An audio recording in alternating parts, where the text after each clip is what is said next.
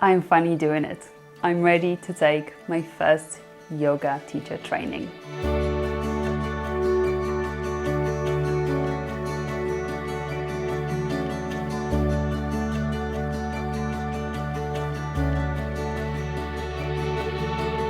I think that many of us are good at doubting ourselves, which often stops us from getting what we want. We think that we need to be more experienced or feel ready before we take the leap. But you have probably also experienced that rarely do you feel ready, and more often than not, the only way to get what you want is to ignore the doubt, close your eyes and jump.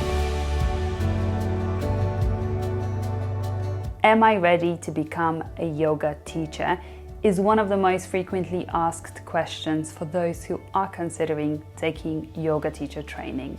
I have been asking myself this question for about 2 years now. This is an important moment. I've just decided that I am ready to do my yoga teacher training, and that I would like to do it not only for myself, not only to become better at yoga, but also I feel like I would like to become a yoga teacher. Already back then, I knew that eventually I would be training to become a yoga teacher, but something was stopping me. So today we will take a closer look at those inhibitors, and I will also tell you the key thing that has helped me personally to overcome those doubts and finally book that freaking yoga course.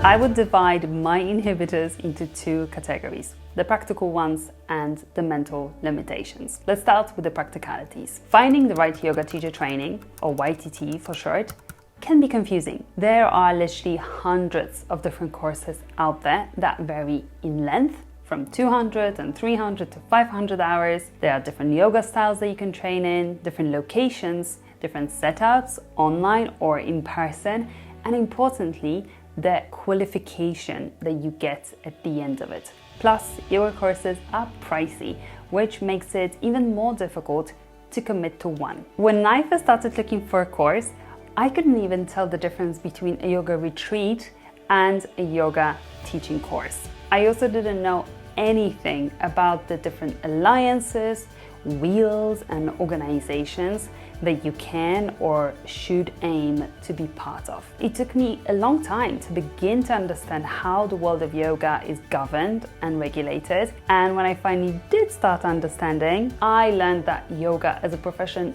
isn't that well regulated, which makes it even harder to decide on the course if you want to have that level of certainty that the training you're taking is of quality and will prepare you to teach. So, if you're on a budget, you don't know what good yoga training looks like, naturally, because you've never taken one, and maybe like me, you don't even know what type of yoga you'd like to train in, you've got all the right to feel confused and not want to take the risk of spending a few grand on something you're not even sure of. Lack of clarity around becoming a yoga teacher aside, I've also had some mental hurdles to overcome. For me, the biggest one is that I have tight hamstrings and I don't consider myself a very flexible person. Believe it or not, but for a long time I thought that I can't be a yoga teacher if I can't straighten my legs in forward fold or if my heels aren't touching the ground in downward dog. I know it sounds ridiculous when I say this, but really I waited with starting my yoga training until I became more flexible. And to set the record straight, I still don't consider myself to be flexible, and I am curious how that is going to impact my ability to become a teacher, but the difference is that I am not stopping myself from signing up for a course because of that. So what has helped me overcome these challenges and limitations? Along this journey of confusion and self-doubt, there was a key moment though when I slightly tweaked my thinking about yoga training, which brought about major changes. And I hope that sharing this perspective with you might unlock something for you too. The first message is probably weird and counterintuitive, but it is that you don't have to become a yoga teacher after completing your training.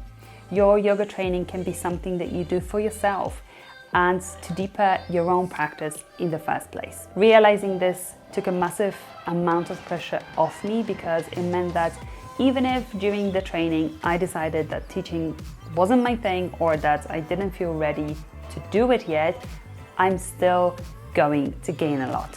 Secondly, my first training and your first training will probably be only one of many courses that we will take during our yoga learning. So even if it's not the best training in the world, you won't waste your chance of becoming a teacher or developing a practice.